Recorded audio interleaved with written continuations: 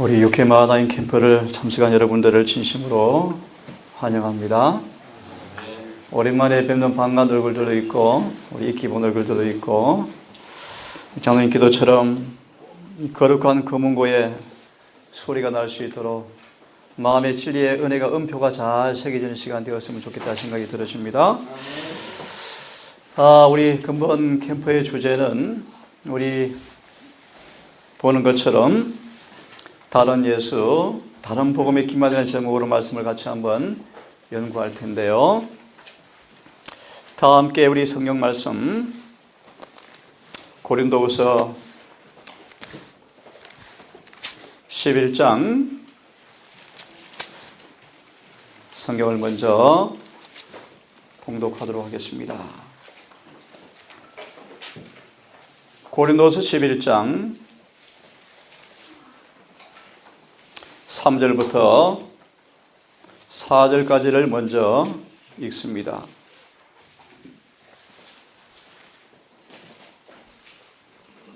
제 성경으로 읽습니다. 그러나 뱀이 자기의 간교함으로 이브를 속인 것 같이 어떤 방법으로도 너희 마음이 그리스도 안에 있는 단순함에서 떠나서 부패될까 내가 두려워하노라. 4절의 말씀, 만일 누가 가서 우리가 선포하지 아니한 다른 예수를 선포하거나 혹은 너희가 받지 아니한 다른 영이나 너희가 수용하지 아니한 다른 복음을 받게 할 때 너희가 그를 잘 용납하는도다. 13절을 보시면 그러한 자들은 거짓 사도요 속이는 일꾼이며 자기를 그리스도의 사도로 가장하는 자들이니라. 그것은 결코 놀랄 일이 아니니. 14절 사탄도 자기를 빛의 천사로 가장하느니라. 15절 그러므로 그의 사역자들 또한 의의 사역자로 가장한다 하여도 그것은 결코 큰 일이 아니니라. 그들의 마지막은 그들의 행위대로 되리라. 갈라디아서 한 말씀을 더 봅시다. 1장의 말씀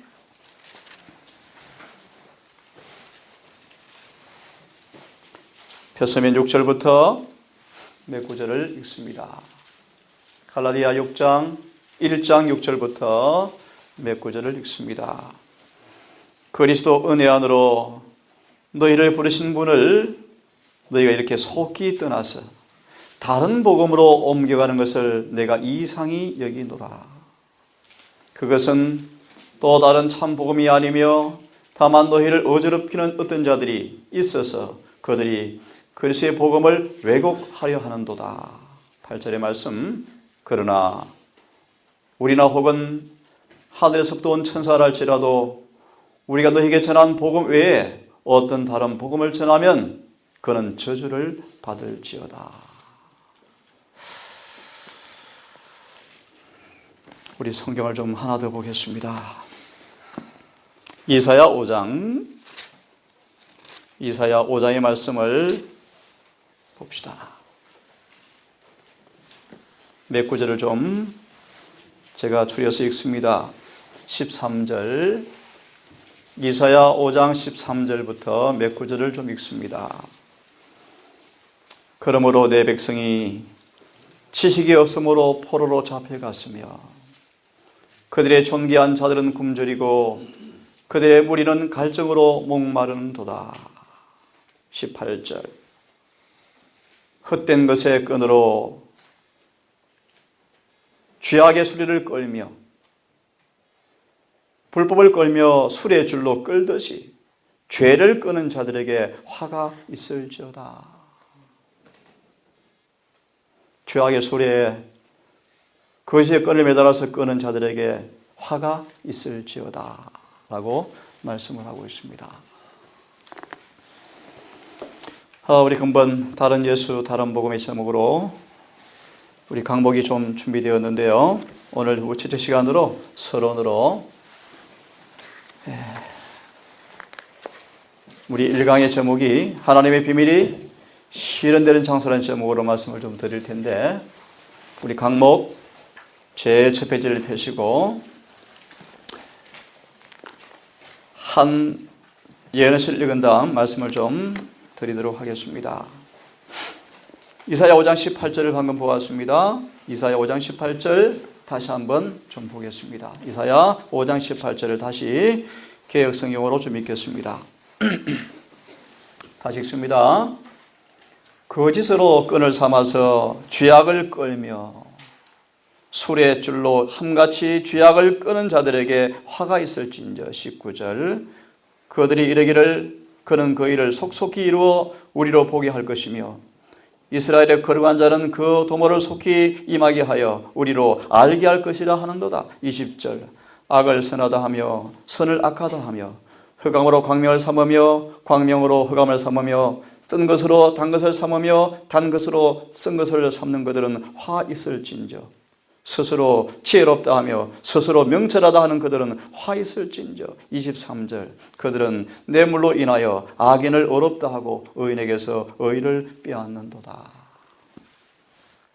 이 구절을 주석을 조금 보고 제가 좀 시작하려고 합니다. 5장 19, 23절의 말씀에 이런 말씀이 있죠. 인간은 악을 선으로, 선을 악으로 만든다는 말씀을 좀 읽고 공부를 좀 하겠습니다. 여기에 나타난 이런 부류의 사람들은 자신들의 의견을 높이기 위해서 하나님의 말씀의 보증을 받지 못하는 논리를 전개한다. 그들은 자신들의 독특한 논리로 하나님께서 선과 악 사이에 그어 놓으신 구획선을, 혼돈을 일으킨다. 하나님께서 그어 놓으신 선과 악, 죄와 의 사이의 경계선을, 혼돈을 일으킨다. 거룩한 것을 속된 것과 같은 수준으로 끌어내리고 탐욕과 이기심을 거짓된 다른 이름으로 부른다. 그 이름은 금약 혹은 전략이라고 부른다. 그들은 독립과 반역 가운데 자라났기 때문에 그들의 복수심과 완고함은 그들 눈에는 위험의 입증이요 고사한 마음의 증거라고 이야기한다. 거룩한 사물에 대한 무지가 영혼을 죽일 수 있는데도 전혀 위험하지 않은 것처럼 행동한다. 다시 읽습니다. 거룩한 사물에 대한 무지가 영혼을 죽일 수 있는데도 그것이 전혀 위험하지 않는 것처럼 행동한다. 그리고 그들은 하나님의 계시보다 자신의 이론을, 하나님의 권고와 명령보다 자신의 계획과 인간의 지혜를 더 사랑한다. 다른 사람들의 경건과 성실은 광신주의로 부르고 진리와 거룩함을 실천하는 사람들을 자세히 관찰해보고 비판한다. 그들은 경건의 비밀, 너희 안에 계신 그리스도신이 곧 영광의 소망이라 라는 말씀을 믿고 가르치는 사람들을 조롱한다. 그들은 이 모든 것들의 저면에 깔려있는 원칙들이 무엇인지 식별하지 못하고 있다.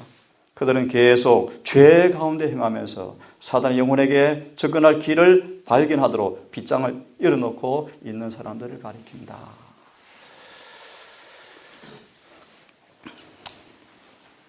우리 실물교훈 36페이지에 그런 말씀이 있습니다. 예수님은 괴로움과 시험을 받는 한 인간으로서 오셔서 쓸쓸하게 이 땅에 오셔서 잃어버린 세상을 위해서 눈물로 씨를 뿌리고 피로 물을 주셨다. 진리를 어떻게 하셨다고요? 눈물로 뿌리시고 피로 뭐 하셨다? 적셨다. 예수 그리스도와 복음 어떤 의미가 있을까요? 강목을 좀 보시기를 바랍니다. 죄와 사단과 사망을 완전히 멸하시는 분, 그분이 이루어 놓으신 것, 우리 안에 이루어지는 일, 본향으로 이르게 할 혼인 예복을 만들어 주시는 분, 입히시는 분, 지키시는 분, 우리의 기업 그 이름 예수, 우리의 희망 복음, 죄 해독제 영원한 복음, 율법을 우리 안에서 새기는 복음. 자, 요한계시록 12장 17절을 보시면 용이 여자에게 분노하여 돌아가서 그 여자의 남은 자손 곧 하나님의 계명을 지키며 예수의 증거를 가진 자들로 더불어 싸우려고 나가더라. 야, 이 말씀을 보면 용이 분노하죠. 그죠? 분노. 누구를 분노합니까? 하나님의 계명들을 지키며 예수의 증거를 가진 자들을 분노한다. 이 말의 의미를 밑에 대신에 인용해 놓았습니다. 짧게 요약하면 한 영혼이 예수를 믿는 믿음을 통하여서 죄를 섬기기를 거절하고 결단할 때마다 영혼은 뭐한다? 분노한다. 나아가서 하나님 율법의 의로움을 옹호하는 사람들이 있는 곳에 어디서나 동일한 분노가 있을 것을 우리에게 말씀해 주고 있습니다. 다시 말합니다. 우리의 죄를 섬기기를 거절하고 예수를 믿는 믿음을 통하여서 죄를 섬기기를 거절하는 곳마다 사탄은 뭐한다? 분노한다. 같은 맥락이죠. 당신의 율법의 의로움을 옹호하는 사람마다 마귀는 분노할 것이다. 왜 분노하는가? 이어서 말씀하십니다. 이것은 정복당한 원수의 분노이다. 특별히 12장 17절이 언제 이루어지냐 하면 조금 어려운 말씀이요. 셋째 천사의 기별이 큰 소리로 외쳐질 때 이루어지는 성경 구절이에요. 잘 들으셔야 돼요. 이 구절이 언제 이루어지냐 하면 셋째 천사의 기별이 큰 소리 외침으로 증거되어질 때 마귀가 분노해요. 무슨 뜻일까요? 조금 이따 다음 페이지를 설명하면서 설명을 좀 드리겠습니다. 자, 그러면 이 교회를 향한 사탄의 술책과 정신과 목적이 뭔가 잠시 한번 생각을 해봅시다. 암흑과 광명은 뭐 할 수 없다고요? 조화될 수가 없다.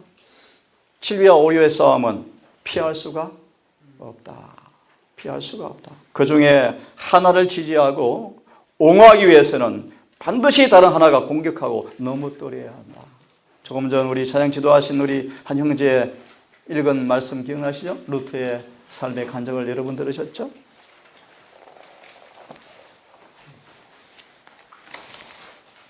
자, 페이지를 넘겨보시면 이런 말씀이 있습니다. 이 대쟁투에서 마귀가 여러 시대 행했던 것처럼 어떻게 한다고요? 똑같은 술책, 똑같은 정신, 똑같은 목적으로 일할 것이다. 그렇죠?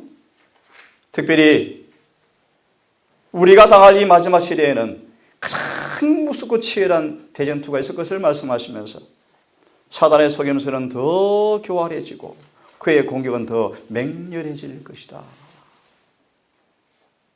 그는 할 수만 있으면 택한 자까지 미혹할 것이다. 택한 자의 말의 의미가 무엇입니까? 정말 주님과 하나가 되어서 살아가는 사람조차도 미혹하려 할 것이다. 그런 말씀입니다. 이 사단의 술책에 대한 생각을 조금 해보겠습니다. 그 다음 말씀에 이런 말씀이 있죠. 마지막이 가까울수록 뭐 하겠다고요? 거짓이 진리에 매우 많이 섞일 것이다. 이 말씀이 어디를 가리킬까요? 이미 개신교회는 타락한 바벨론이 되었습니다. 이 경우의 메시지가 누구한테 적용되는 말씀일까요? 우리요, 우리. 우리 대열 중으로 사단이 진리의 거짓을 뭐 할 것이다? 많이 섞어 넣을 것이다.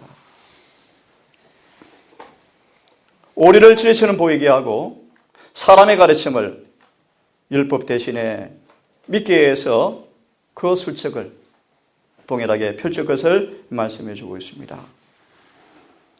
그 다음 말씀 보니까 진리의 말씀에 대한 의무에 대한 부담이 자신의 승리에 맞지 않는다고 생각하게 되어지면 진리와 오리를 분별할 수 있는 영적 능력이 우리에게서 사라져버리고 양심은 둔해지고 예력은 둔해지고 마음은 굳어져서 흑암에 쌓이게 되고 불의와 불화가 들어와서 우리의 마음은 더 완악해져 간다. 그렇죠?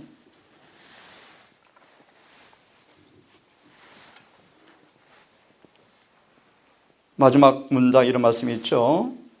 페이지 같구나. 많은 사람들은 그들의 귀를 돌려서 진리를 듣지 않고 지혜는 이야기의 귀를 기울인다. 사도 바울은 마지막 날을 내다보면서 이렇게 말하고 있습니다. 때가 이르리니 사람이 바른 교훈을 받지 아니하리라. 바른 교훈을 받지 아니하리라. 왜 그렇습니까? 그 진리가 그들의 마음의 욕망을 대적하기 때문이다. 책망하기 때문이다.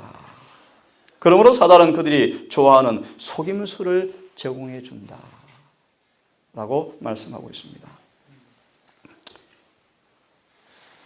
오른쪽에 넘어가시면 사단은 끊임없이 어떻게 한다고 말씀하죠? 사람에게 주의를 끌기 위해서 끊임없이 노력하고 있다. 끊임없이. 중간에 그런 말씀이 있습니다. 성경에 가장 분명하게 계시가 된 진리의 말씀들이 흑암에 묻혀버린 까닭이 뭔가? 그것은 읽어보시면 성경도 하나님의 능력도 알지 못하는 사람들을 통하여서 성경이 곡해되기 때문이다. 이런 까닭의 수많은 영혼들이 오리 가운데서 방황하고 있다고 우리에게 말씀해 주고 있습니다. 왜 그들이 그렇게 기만을 당할까? 그 밑에 말씀 보실래요? 분명하고 예리한 진리가 우리에게 선포되어질 때 양심을 찔러 쪼개는 말씀을 듣기를 거절하는 사람들 앞에 사단은 항상 극기와 겸비를 적게 요구하는 진리를 가장해서 가르칠 때 그들 호감을 가지고 좋아한다고 말씀하는데 사단은 그런 자들을 늘 속이기 위해서 준비하고 있다가 진리 대신에 거짓 것을 지어주어서 그와 같은 방법으로 사람들의 마음을 지배하게 된 것이 법안권의 존재라고 말씀합니다. 그렇죠? 자, 넘어가시면 이런 두려운 경고가 우리 앞에 주어져 있습니다. 슬픈 역사가 반복될 것이다. 그렇죠? 유대의 백성이 교회에서 보게 된 동일한 불순종과 실패는 마지막 경고의 기회를 통하여 하늘에서 온 큰 빛을 가지고 있는 백성들 대다수의 특징이 되어 있다. 되어 있다. 그렇죠? 구약의 여러 사건과 여러 엄숙한 죄악들이 이 마지막 시대 교회 안에서 반복되어 왔으며 반복되고 있다. 그렇죠? 역사는 반복될 수 있으며 인류는 망각의 죄를 범할 수가 있다. 특별히 배틀크릭에서 범한 가호를 반복하지 않기 위해서 열렬한 노력이 필요하다. 교회전 8권 9권에 나와 있죠. 그죠? 하나님의 심판이 임했던 역사를 기술하고 있습니다. 특별히 계시록과 다니엘서를 뭐라고 말씀하죠? 관련지어서 연구하라. 왜냐하면 역사는 반복될 것이기 때문이다.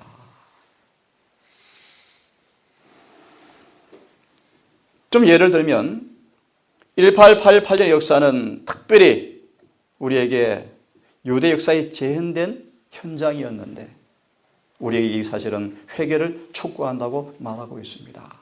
무슨 말입니까? 다시 말하면 1888년에 있던 이 사건은 어떤 사건인 줄 아시죠? 하나님의 백성들이 너지미를 수반하는 마지막 영원한 복음을 셋째 천사의 기회를 거절한 슬픈 역사죠. 그죠? 이 역사는 유대교회 역사가 재현된 현장이었다. 그래서 한 역사가는 그렇게 표현을 합니다. 재림교회 가데스 반역의 사건이었다라고 말하고 있습니다. 그 결과로 그 다음 말씀 보실래요? 40년간 불신과 불평과 반역한 고대 이스라엘이 가나안 땅의 문을 닫아버리고 못 들어간 것처럼 현대의 이 마지막 교회가 하늘 가나안 땅에 들어가는 일들을 지연시키고 있다. 동일한 죄가 뭐하고 있다는 것이죠? 반복되고 있다는 것이 반복되고 있다. 오른쪽에 가시면은 성경을 제가 기술하지 못했는데 민수기 14장 26절의 말씀 보시면 단 2사람만 들어갔더라. 이 세대 가운데 장제 가운데 단 2사람만 들어갔더라.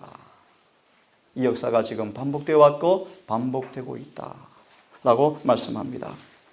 그래서 고전 10장 11절은 우리에게 말씀하죠. 저에게 당한 이런 일이 우리에게 거울이 되고 또한 말세를 만나 우리의 경계로 기록하였다고 말씀을 하고 있습니다.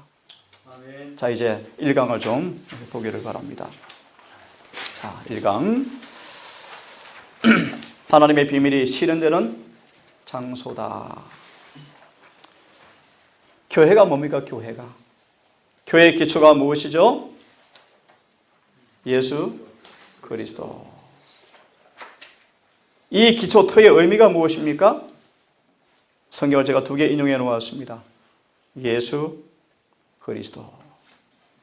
이 말의 의미를 시간 관계상 바로 말씀으로 바로 설명해 드리겠습니다. 자, 다시 말 교회의 기초가 뭐라고요? 예수 그리스도. 그 터의 의미가 무엇일까요?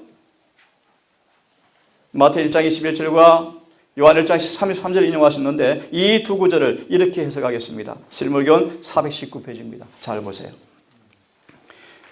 그리스도의 교회는 뭐 한다요? 죄를 사하는 이상의 의미가 있다. 우리의 죄를 제거한 다음에 그 빈자리를 성령의 은혜로 채운다는 의미이다. 그것은 또한 선량한 빛으로 마음을 밝히고 하나님 안에서 즐거워하는 것을 의미한다. 빈 마음에 그리스도께서 임재하심으로 축복을 누리게 되는 것을 의미한다. 그리스도께서 우리의 심령을 다스릴 때 그것은 순결하게 되어지고 죄에서 해방된다. 그리하여 복음의 계획의 영광과 충만함과 완전함이 우리 생활 속에서 완성되어지고 비로소 이런 생활 속에 나타나는 이 품성의 아름다움과 향기로 예수께서 진실로 메시아라는 사실을 증거하게 되어진다. 이것이 교회 터의 의미를 말씀할 정확한 연애시는 말씀이에요. 이름을 예수라 하라. 자기 백성을 죄에서 구원할 부이심이라. 이름을 예수라 하라, 그리스도라 하라. 그 말의 의미는요, 성령으로 침례주는 분이시다. 이 말의 의미를 정확하게 주석한 것이 바로 그 다음의 말씀입니다. 그러므로 그 다음까지를 보시면 성령 충만했을 때 인을 받게 될 것이다 라고 마무리하고 있는 것입니다. 이것이 교회 터의 의미를 설명하고 있습니다. 자, 그러면 16페이지를 보시면 교회가 무엇인가를 이렇게 제가 말씀해 놓았습니다. 예내신의 말씀을 인용해 놓았습니다. 자, 한번 봅시다. 오늘 이 강의를 다 끝나야 되기 때문에 좀 쭉 생각하면서 설명으로 넘어갑니다. 계시록 1장 20절을 인용해 놓았는데요. 내가 본 것은 내 오른손에 7 별의 비밀과 7 금촛대라. 7 별은 7 교회 사자요, 7 촛대는 7 교회니라. 여기 뭐라고 표현하죠? 7 별의 비밀이다. 그 말의 의미가 뭐냐 하면 에베소 말씀 인용하시면서 이 교회의 본질은 목적은 영원한 하나님의 비밀을 온 우주 정사 앞에 보여주기 위한 것이 목적이라고 말씀하고 있습니다. 비밀이 뭔가는 차차 설명합니다. 그럼 비밀이 뭔가? 그 다음 구절을 한마디로 요약합니다. 우리 안에서 하나님의 모든 충만이 우리 안에 충만해지는 것. 이것이 하나님의 비밀이다. 아멘. 그것이 뭐냐 하면 고린도서 1장 27절 인용해 놓았습니다. 너희 안에 계신 그리스도 신이 곧 영광의 소망이다. 다시 비밀이 뭔가? 우리 안에 예수님이 충만해지는 것이다. 아멘. 그 말의 의미가 뭔가? 예수 안에는 그분의 비밀이 담겨 있다. 그것이 뭔가? 우리를 그분의 품성으로 변화시키는 것이다. 이것이 그분의 비밀이다 라고 말씀을 하고 있는 것입니다.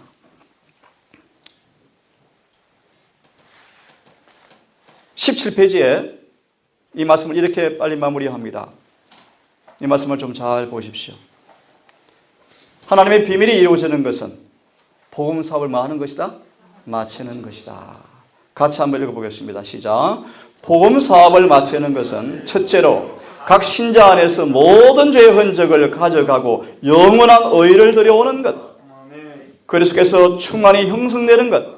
예수를 믿는 각 신자 육체 안에서 오직 하나님만이 나타나는 것이요. 다른 한편 둘째로 복음 사업을 마친다는 것은 그때 복음을 계속 받지 않았던 모든 사람은 그때 단지 멸망할 뿐임을 의미하는 것. 왜냐하면 인생을 사는 일이 오로지 자신의 불행만을 더욱 쌓는 일이라면 계속 그렇게 사는 것이 주님의 길이 아니기 때문이다. 이것이 하나님의 뭐다? 비밀이다. 이걸 좀 성경으로 다시 한번 좀 보겠습니다. 다니엘서 9장 24절을 좀 펴셔서 다시 확인하고 넘어갑시다. 다니엘서 9장 24절. 제가 오늘 1강을 1시간으로 끝내야 되고요. 2강을 한 3번 걸쳐서 할 겁니다. 3번. 또 예내신에 관한 말씀을 한 2번 이렇게 하기 때문에 조금 빨리 넘어가고요. 다니엘서 9장 24절을 다시 보겠습니다. 24절. 자, 필수 문제가 있습니다.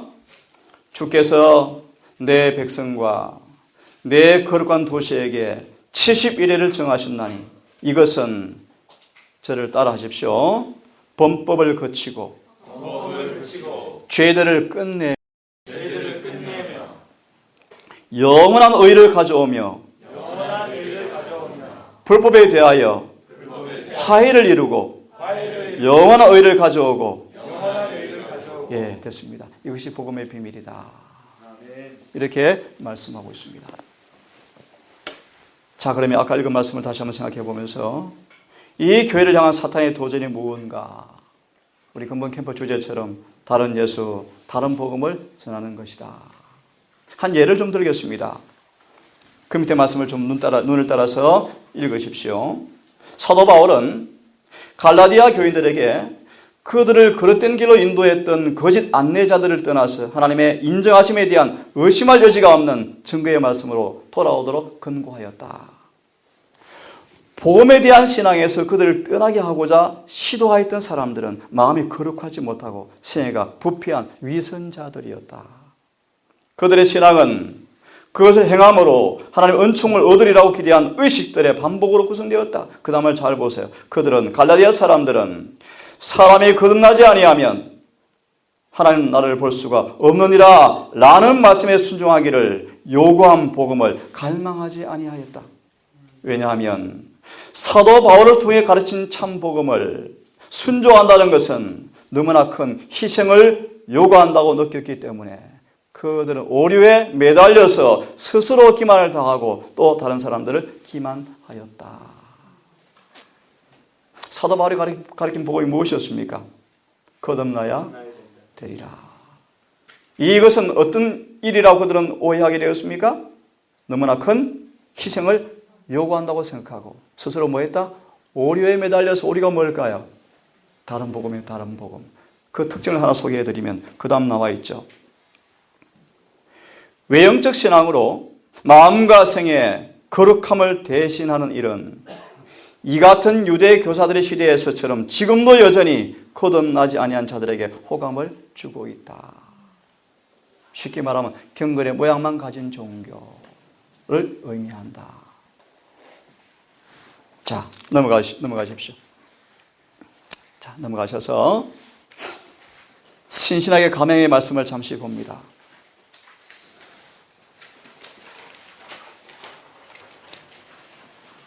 자, 일강은 근본 주제를 공부하기 앞서서 문제의 방향을 좀 찾는 시간이기 때문에 한번 좀 생각하면서 보기를 바랍니다. 신신하게 감행이라는 말씀에 좀 말씀을 좀 봅시다. 자, 같이 한번 천천히 읽어보겠습니다. 자, 시작. 공의를 과소평가하는 위험입니다. 오늘날 강단에서 일반적으로 주장하는 경향은 하나님의 공의를 하나님의 자비와 분리시키고 그 자비를 원칙으로 높이지 않고 하나의 감정으로 전락시키는 것이다. 이른바 신신학은 하나님께서 결합시켜 놓은 것을 산산조각으로 해체시켜 버렸다. 하나님의 율법은 선한 것인가? 악한 것인가? 물론 선한 것이다. 그러므로 공의도 선한 것이다. 왜냐하면 공의는 율법을 집행하는 위치에 있기 때문이다. 하나님의 율법과 공의, 인간의 불순종과 죄의 범위를 과소평가하는 습관 때문에 사람들은 죄를 속하기 위하여 마련된 은혜도 과소평가하는 습관을 이루기 쉽다. 그리하여 사람들은 그 마음속에서 복음의 가치와 중요성을 잃어버리게 되고 미국의 성경 자체까지도 내어버리게 되어진다. 예를 들어 언급한 신신학의 모습입니다. 사실 제가 근본에 신신학의 책자를 가지고 공부를 좀 하려다가 예민한 주제에서 제가 제목을 바꾸어서 좀 다른 각도에 좀 터치를 합니다. 자, 그 다음 문단을 좀 봅시다. 불법의 비밀. 사로 2장 7절로 12절을 제가 옮겨 놓았습니다. 불법의 비밀이 이미 활동하였으나 지금 막는 자가 있어서 그 중에서 옮길 때까지 하리라. 그때 불법한 자가 나타나리니 주 예수께서 그 입의 기운으로 저를 죽이시고 강림하여 나타나심으로 폐하시리라. 악한 자의 마음은 사탄의 역사를 따라서 능력과 표적과 거짓 기적과 불의의 모든 속임으로 멸망하는 자들에게 임하리니 이는 저희가 진리의 사랑을 받지 아니하여 구원함을 얻지 못하기 때문이라. 이러므로 하나님께서 이 혹을 저희 가운데 역사하게 하사 거짓 것을 믿게 하심은 진리를 믿지 않고 불의를 좋아하는 모든 자로 심판을 받게 하려 하심이라. 여러분, 불법의 비밀이 뭘까요? 말 그대로 풀이해드리면 죄의 속임수, 죄의 기만성, 죄의 비밀을 가리키는데 이 죄의 비밀이 뭐 했다? 발동하였다. 이미 활동하였다. 아니, 이미 교회에 들어왔다라고 말씀을 하고 있습니다. 이것이 뭘까요? 쭉 생각하고 이번 주제에 맞춘 말씀만 보겠습니다. 19페이지 밑에 세 번째 문단에 그런 말씀이 있죠. 한번 잘 들어보세요. 1888년 기별자들은 그리스도께서 타락하기 전 아담의 죄 없는 인성만을 가졌다는 가르침이 그를 멀리 떠나 계시며 가까이 계시지 않다는 불법의 비밀의 휘장인 로마 가톨릭의 유산이라는 것을 인식하였다. 자, 좁게 소개, 이게 무슨 뜻입니까? 예수님이 타락 전에 인성으로 왔다는 것은 누구의 가르침이다? 로마 가톨릭의 가르침이 그것이 뭐다? 불법의 비밀의 유산이다 라고 말씀을 하고 있습니다. 조금 설명을 드리면 타락 전에 예수님이 인성을 가져왔다는 것은 사람들을 뭐 하는 것이다? 죄의 속임수로 그들을 모으는 것이다 라고 말하고 있습니다. 그 밑에 말씀을 좀 보세요. 밑에 말씀이요. 바로 설명을 드리겠습니다. 밑에 말씀 읽고요. 불법의 비밀이 사제직과 봉사에 있어서 죄인이 자기 죄들을 사제에게 고백하고 나와서 계속 뭐 한다? 죄를 짓는다. 사실 그 사제직과 그 봉사는 그들이 비록 자기들의 죄를 고백한 후일지라도 계속해서 죄 짓는 것 외에는 아무 달리할 능력이 없다. 누구의 제 모습이죠? 로마 천주교의 모습이요. 그러나 묻기는 송구스럽지만 불법의 비밀에 속하지 않고 참으로 예수를 믿고 그분의 제사장직과 봉사를 믿는 사람에게도 비록 그들이 자기들의 죄를 고백하고 나서 계속 죄를 짓는다면 너무나 이것이 사실이 아닌가? 무슨 말씀인지 아시겠습니까? 그러나 우리의 크신 대제사장에게서 그분의 희생과 봉사에 대하여 이것이 치우치지 않고 공정한가? 이것은 무슨 말이에요? 한마디로 이렇게 말할 수 있겠습니다. 예수님이 우리의 중보하시는 대제사장의 봉사를 하고 있음에도 불구하고 계속 그분 앞에 가서 뭐 합니까? 죄를 고백하고 또 뭐 하고 있습니까? 죄를 짓고 있다. 이것이 곧 누구의 유산이라는 사실이죠? 그 정당화시키는 것이 로마 가톨릭의 유산이요. 불법의 비밀의 연장이라고 말씀을 하고 있는 것입니다. 조금 영어를 좀 옮겨놓았지만 조금 붉은 글씨만 제가 조금 해석을 해드릴게요. 한번 예정을 좀 봅시다. 성소 진리에 대한 공격의 예라는 말씀을 제가 인용해 놓았어요. 자, 이렇게 말하고 있습니다. 아주 큰 악 중에 하나이다. 그것이 뭔가? 지난 반세기 동안에 굳게 견지해왔던 이 진리, 성소 진리 대신에 그 강력한 진리 대신에 참 진리 대신에 인간이 구하는 거짓 오류들이 들어오도록 하는 이 큰 악을 화이부인이 지금 예언신에서 경고하고 있는 것입니다.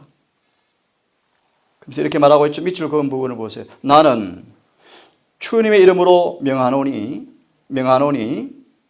우리 백성 속으로 사단이 아주 위험한 이 거짓 교리들을 들어올 수 있도록 하기 위해서 애를 쓰는 것을 나는 보고 있다고 말씀하시면서 엄숙한 경고를 하고 있다라는 그런 말이에요. 그 밑에 말씀 이런 말씀이 있죠. 붉은 것입니다.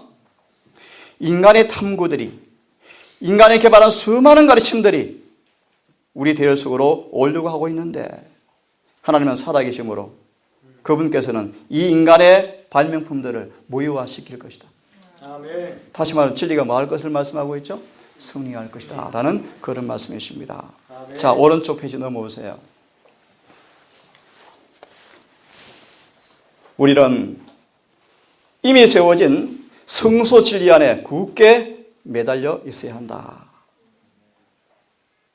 그 다음 말씀, 미래에 온갖 종류의 기만들이 일어날 것이다. 원수는 거짓교리, 특별히 하늘의 성소가 없다는 거짓교리를 가지고 들어올 것이다 라고 미리 말씀해 주고 있습니다. 맨 마지막에 보니까 진리는 영원히 진리이다, 여전히 진리이다. 마지막 구절에요, 우리의 옛 지계표를 반드시 수보해야 할 것이며 우리는 우리가 가진 것들을 결코 잃어버려서는 안 된다라고 말씀을 하고 있습니다. 아멘. 자, 이런 모든 말씀들을 22페이지를 좀 보세요. 22페이지.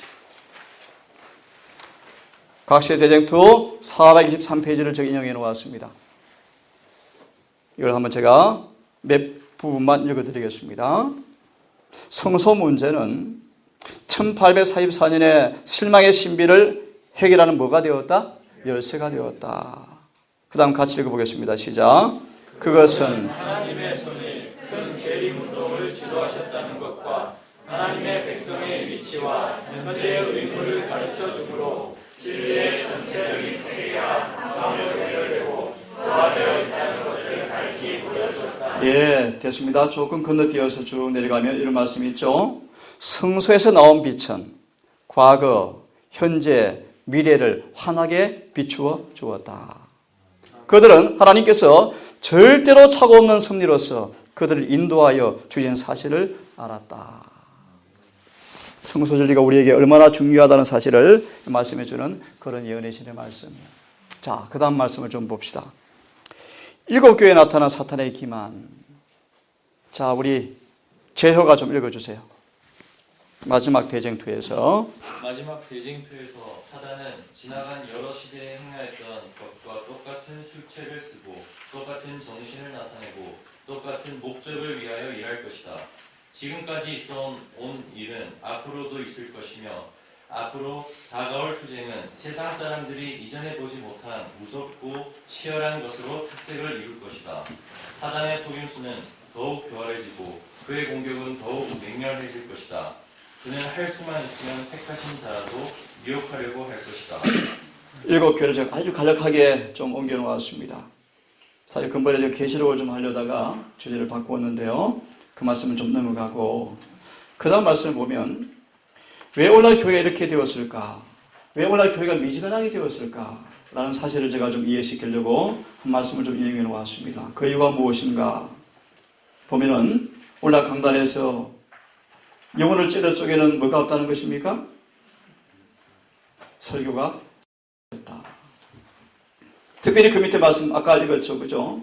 공의를 과소평가하고 자비와 공의를 분리시키고 자비를 뭐로 소개하는 것이다? 하나의 감정으로 전락시키는 것이다. 율법과 공의, 불순종과 죄의 범위를 과소평가하는 이런 일들 때문에 오늘 교회가 뭐 했다? 미지근하게 되었다. 라는 말씀을 인용해 놓았습니다. 그 밑에 말씀을 좀 보세요. 성경과 정언을 통해 주는 경고들. 오늘날 일반 종교에 널리 퍼져 있는 악이 들어오도록 문을 열어준 것은 뭐다? 진리를 등한히 한 결과이다. 어떤 진리요? 같이 읽어볼까요? 시작. 하나님의 율법의 특성과 중요성 대부분 상실되었다. 하나님의 율법의 성격과 영속성과 그 의무에 관한 그릇된 개념이 회개와 성화의 관계에 대한 오류를 가져왔고 그 결과로 교회 내 경건의 표준이 낮아졌다. 우리 시대의 신앙 부흥 가운데 하나님의 영과 권능에 결핍된 원인이 바로 여기에 있다. 라고 말씀합니다. 그 다음 한 말씀을 누가 한번 읽어볼까? 수인이가 좀 읽어줄까? 이교 사상으로 사단은 전혀 아무런 방어력이 없는 인간의 마음을 하나님과 동등한 위치로 이끌었다.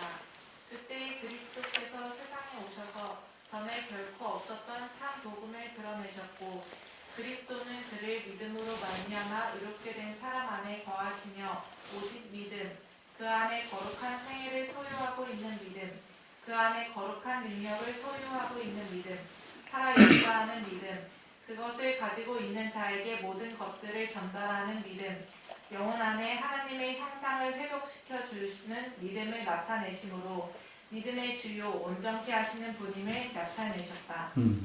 사단은 우상 숭배에서 그것을 하나님과 동등한 입장에 둔 똑같은 육신적인 마음을 취하고 믿음에 대한 자신의 생각을 믿음으로 말미암는 의로 내세우며 하나님 위에 자존하여 하나님 성전에 앉아 자기를 보여 하나님이라고 하였다. 조금 어려운 표현이죠. 이걸 짧게 말씀을 드리면 정말 예수께서 그하는 믿음을 통하여서 우리가 정말 구원받을 수 있는데 마귀는 뭐 한다? 그 예수님 우리 안에서 없게 만들어서 여전히 죄 가운데 묶어둔다. 이것이 사단의 종교다라는 그런 뜻입니다. 자, 그 다음 말씀을 좀 보세요. 말씀의 깨달음에 혼란이 있는 사람들.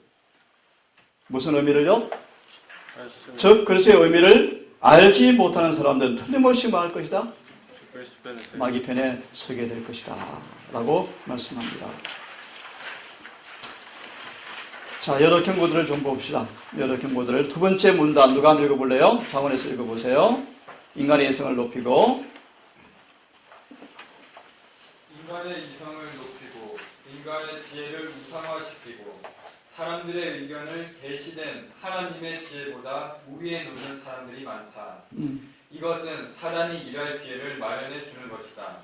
저 그리스도의 영은 우리들이 생각하는 것보다 훨씬 더 광범위하게 퍼져 있다. 네, 훨씬 더 광범위에 퍼져 있다. 자, 그 다음 말씀. 신학자라고 공언하는 사람들을 통하여 그들은 간단한 것을 미묘하게 만드는 것으로 즐거움을 삼으려 한다. 하나님의 가르침의 간단함에 그들 자신의 어두운 이유를 옷 입혀서 그들의 말을 듣는 자들의 마음을 혼돈하게 만드는 방법이다. 또 마귀가 하는 방법이죠. 그죠? 그 다음 누가 읽어보겠습니까? 배웠다고 하는 사람들. 또 읽어보세요. 자원에서 얼른.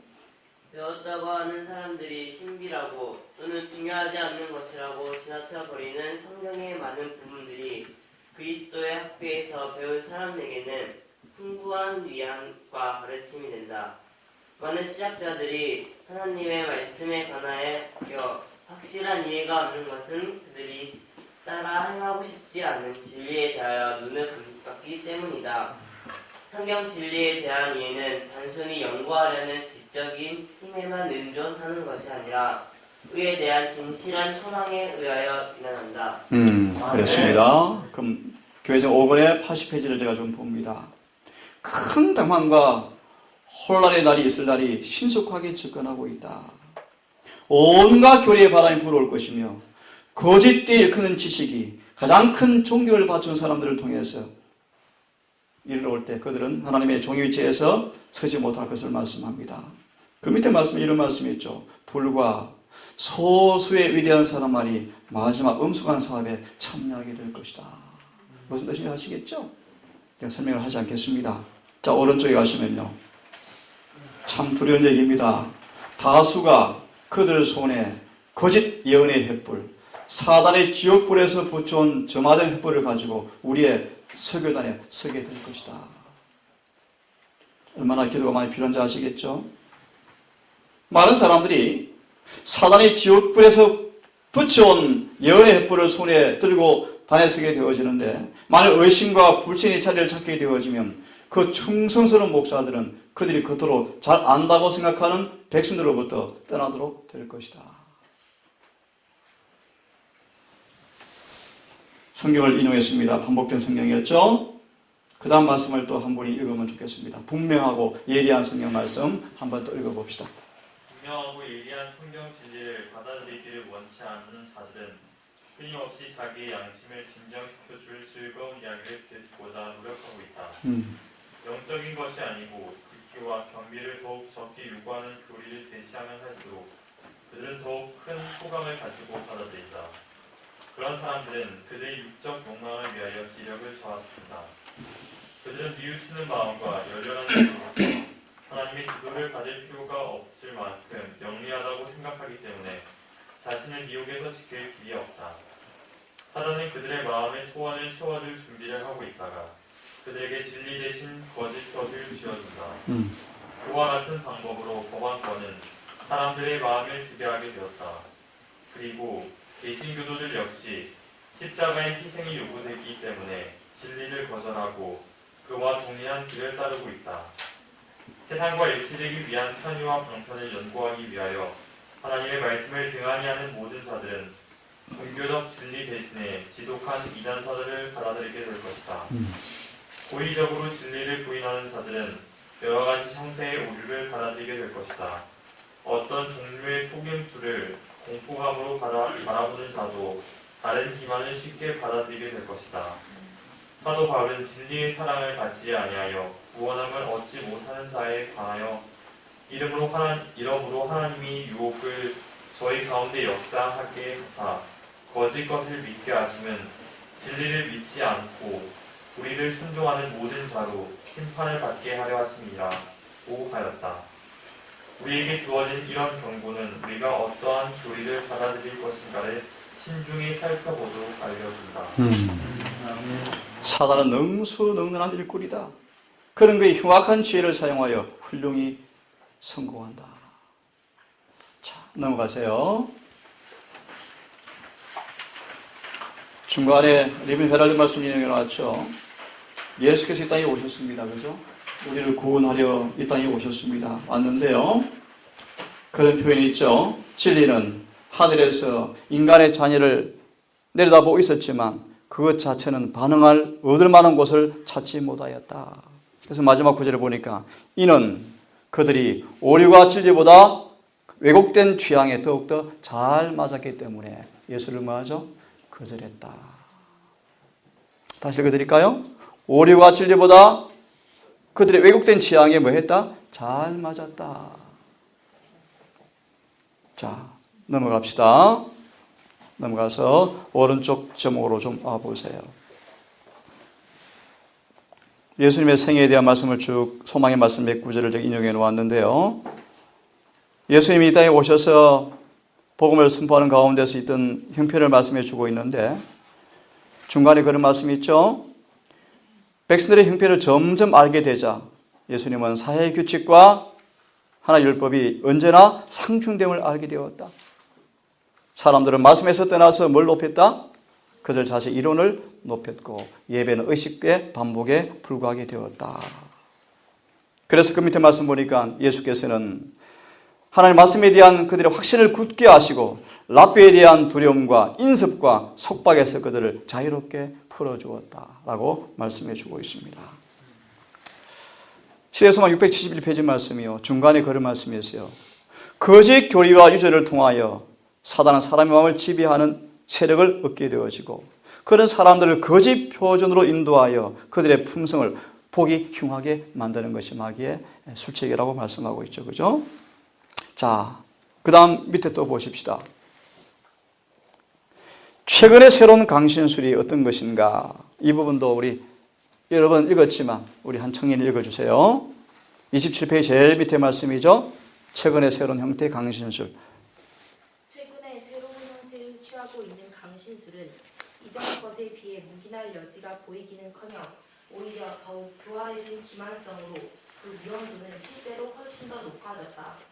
강신술이 이전에는 그리스도와 성경을 부인하였으나 오늘날에는 그 둘을 다 받아들이고 인노라고 공언한다. 그러나 성경은 거듭나지 않는 사람들의 마음을 즐겁게 해주는 방식으로 해석되는 한편 그 엄숙하고 요긴한 성경의 진리는 효력을 상실해버렸다. 사랑은 하나님의 중요한 속성이라고 생각되고 있지만 그것은 약한 감상주의로 전락되어 선과 악을 거의 구별하지 못하게 되어 있다. 하나님의 공의, 죄에 대한 하나님의 정책, 거룩한 하나님의 율법의 요구 등이 모두 무시되고 있다. 사람들은 십계명을 죽은 문자처럼 여기도록 가르침을 받고 있다. 귀를 즐겁게 하고 매혹시키는 우화적 이야기들로 감각을 빼앗긴 나머지 사람들은 신앙의 기초가 되는 성경을 부인하도록 이끌린다. 그리스도께서는 종전과 마찬가지로 부인당하고 있다.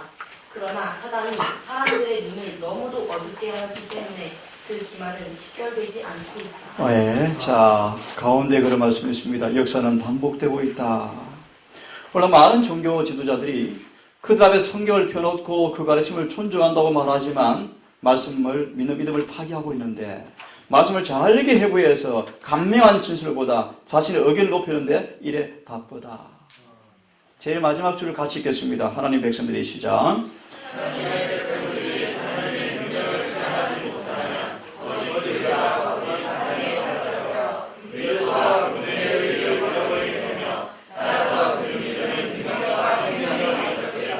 이 29페이지 제일 위의 문단의 마지막 부분 그런 말씀이 있죠. 유전과 인간의 계명을 따라 행하는 사람들에게 성령을 부어주는 것은 마다 불가능하다. 그래서 이런 말씀이 기억이 납니다. 늦은 비가 극소수에게 내릴 것이다. 그 말의 의미 가운데 하나가 뭔가, 이 표현 쓰기가 참 두렵고 무섭지만 우리 진영 안으로 마귀의 속임수가 많이 들어왔다는 것입니다. 그죠? 자, 심각합니다. 너무 시간이 없네요. 마지막 페이지를 보시죠. 중간에 말씀 읽을 의미가 있다고 생각이 들으십니다. 오늘날 누가 읽어볼래요? 오늘날. 자, 한번 읽어보세요. 누가? 오늘날 그들의 종교 지도자들에게서 배운 것 이외에는 자기들의 신앙에 대하여 아무런 설명도 할 수 없는 많은 사람들이 종교를 믿노라고 공언하고 있다. 그들은 구주의 가르침은 거의 유의하지 않고 지나쳐버리면서 목사들의 말은 맹목적으로 믿는다. 그러면 목사들은 과오가 없는가? 우리가 하나님의 말씀에 의하여 그들이 빛을 가진 자들이란 사실을 알지 못한다면 어떻게 우리의 영혼을 그들의 지도에 맡길 수 있을까? 많은 사람은 세속의 길을 끊어버릴 도덕적 용기가 부족하므로 학자의 발자취를 따르게 되고 그들 스스로 연구하기를 싫어하므로 속절없이 오류의 쇠사슬에 매여있게 된다. 그들은 이 시대를 위한 진리가 성경에 분명히 제시되어 있음을 깨닫고 그 진리를 증거할 때 성령의 능력이 수반되고 있음을 느낀다. 그러나 그들은 그 빛에서 그들을 돌아서게 하는 지도자의 반대에 맹종한다. 비록 이성과 양심이 각성되어 있을지라도 그 기만당한 사람들은 감히 목사들과 다르게 생각하려 하지 않는다. 그러므로 그들의 개인적 판단과 영원한 유익은 다른 사람의 불신과 교만과 편견으로 말미암아 희생당하게 된다. 다 함께 읽어봅시다. 세상 어디든지 시작. 안전이 없다. 사단은 큰 군을 가지고 내려와서 멸망할 자들 가운데서 모든 불의의 기만으로서 일하고 있다.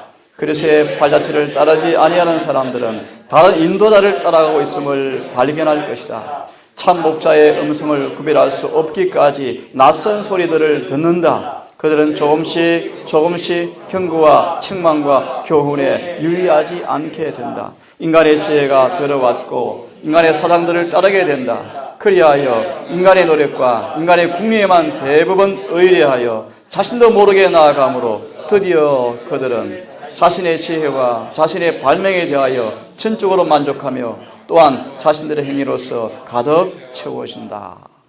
마지막 문장을 봅니다. 우리는 큰 빛의 시대에 살고 있다. 소위 빛이라 불리는 많은 것이 사단의 지혜와 술책을 위한 길을 열어주고 있다. 참인 것처럼 보이는 많은 것들이 제시가 될 것이다. 그러나 그러한 것들을 많은 기도로서 주의 깊이 심사숙고해야 할 필요가 있다. 왜냐하면 그것이 그럴듯한 원수의 계책일 수가 있기 때문이다. 우리의 길은 번번이 진리의 길과 가까이 있는 것처럼 보인다. 그것은 성결과 하늘로 인도하는 길과 거의 구분이 되지 않는다. 그러나 같이 읽습니다. 시작. 성령하여 빛을 받은 마음은 그것이 옳은 길에서 벗어나 있다는 것을 식별할 수가 있다. 얼마 후에는 그 두 길이 뚜렷이 풀려 있다는 것을 알게 되어진다. 1강을 마무리하면서 여러분 성경을 좀 한 절을 좀 같이 봤으면 좋겠습니다.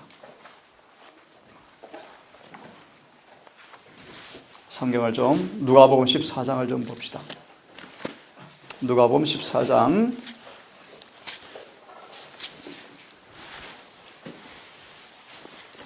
우리 질문과 토론 시간에 이런 말씀들을 좀 같이 나누기로 하고요. 1강을 좀 빨리 좀 마무리해야 될 것 같아서 제가 좀 서둘렀습니다. 14장의 말씀 어디를 좀 보고 싶으냐 하면 25절로 35절까지인데요. 결론부터 읽고 말씀을 읽고 마무리합시다. 결론부터 읽겠습니다. 다 함께 같이 한번 읽어보겠습니다. 33절의 말씀을 같이 먼저 읽습니다. 시작. 여러 가지 너희 중에 누구든지 자기의 모든 소유를 버리지 아니하면 능히 내 제자가 되지 못하리라. 이 말씀 의미가 무엇인가를 한번 읽으면서 생각을 해보겠습니다. 25절 제가 읽습니다. 큰 무리가 그분과 함께 갈 때 그분께서 돌아서서 그들에게 이르시되 어떤 사람이 내게 오면서 자기 아버지나 어머니나 아내나 자녀나 형제나 자매나 참으로 자기 생명도 미워하지 아니하면 능히 내 제자가 되지 못하고, 누구든지 자기 십자가를 지고 나를 따라오지 아니한 사람도 능히 내 제자가 되지 못하리라. 너희 중에 누가 망대를 세우려 할 때 자기가 가진 것이 그것을 완성하기에 충분한지 먼저 앉아서 그 비용을 계산하지 아니하겠느냐. 그렇게 하지 아니하여 기초만 놓은 채 그것을 완성하지 못하면 그것을 보는 자가 다 그를 조롱하기 시작하더라. 이르되 이 사람이 짓는 일을 시작하고 완성하지는 못하였다 하리라. 또 어떤 왕이 다른 왕과 전쟁을 하려 할 때 자기를 치르고 2만 명을 거느리고 오는 사람들을 자기가 10,000명으로 당해낼 수 있는지 먼저 앉아서 잘 생각해 보지 아니하겠느냐? 만일 그렇게 할 수 없다면 다른 왕이 아직 멀리 있을 때 그가 사신을 보내어서 평화의 조건을 구하리라. 이와 같이 너희 중에 누구든지 자기의 모든 소유를 버리지 아니하면 능히 내 제자가 되지 못하리라. 이게 무슨 말씀일까요? 짧게 추석합니다. 진리를 받을 때 그 진리의 비용을 뭐하라? 계산해 보라. 그 비용이 뭘까요? 하나만 설명합니다. 진리와 부합되지 않은 모든 것은 뭐해야 한다? 버려야 한다. 그것이 뭐다? 비용이다.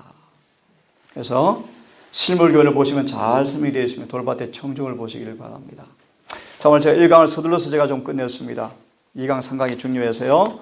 서둘러 끝냈는데 1강을 통해 주시는 아마 교훈이 무엇인가를 조금 감지한다고 생각이 들으십니다. 여러분, 다른 예수, 다른 복음, 마귀 어떤 술책과 어떤 목적과 어떤 정신으로 계속 일해왔는지를 여러분 한번 체크하셔서 이제 2강을 공부할 때 이런 모습으로 마귀가 우리를 공략해 오는구나 라고 깨닫고, 아까 찬미처럼 진리에 굳게 서는 그런 경험으로 나아가시는 기회가 되는 캠프가 되기를 바라면서 아멘. 오늘 1강 말씀을 마무리하도록 합시다. 아멘. 자, 다 함께 기도한 다음 우리 초별활동 있죠? 바로 기도하겠습니다.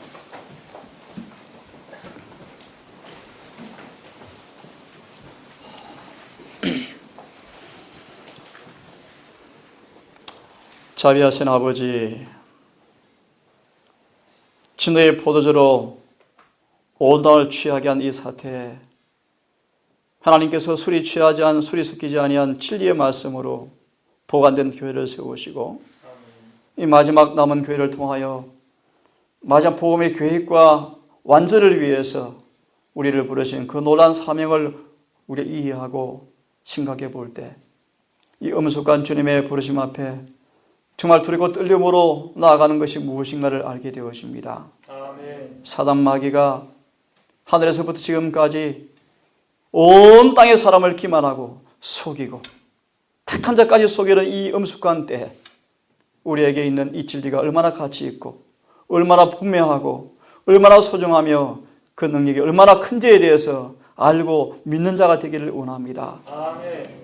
진리의 공헌이 아니라 진리가 놀라운 능력으로 역사되어지는 산 증인으로 서는 것이 무엇인가 알게 되기를 간절히 원합니다. 아멘. 참 복음을 통하여 참 예수의 진리를 통하여 이루어지는 그 놀라운 구원의 경험이 우리의 삶 속에서 역력하게 이루어지는 경험이 만져지기를 간절히 원합니다. 아멘. 증언은 말하기를 진리가 참으로 많이 변론으로 전파되었지만 증거가 없다고 탄식합니다.